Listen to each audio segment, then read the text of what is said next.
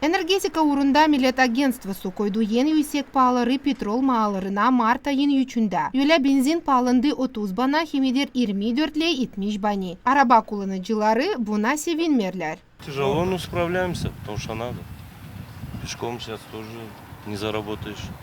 Vakıtçısına işleri yaparız. Lazım işlemeye. Hepsi mallar pahalanırlar. Olacak 30 leyda. Вот опять на 25 копеек поднялся. За одну сутку. Так. Не удивлюсь, что до конца марта будет, среди апреля будет 30 лей дизель, солярка. Я уже молчу про бензин, но я езжу на дизеле, я знаю. Не знаю дальше, что будет, но... Bir kere haftada biz çıkarız hem dökeriz benzin. Вот не хватает. Вот один раз в неделю, если бы ходим на машине. Сважим компаратор. Bize lazım gelmeye poliklinikaya, biz hasta insanız ama kabul ederiz pek az hem yok para bizde. Шиковки, я wiem, що треба шиковки.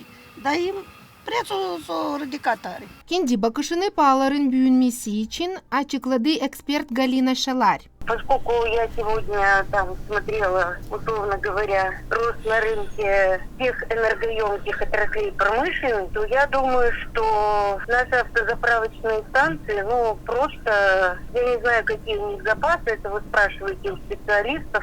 Ben sayarım hani hepsi yapılı istepte. Petrol stansiyasının başları lazım kontrol etsinler hepsini. Hepsi lazım olsun doğru. Ben sayarım hani mahsus pahaları kaldırırlar.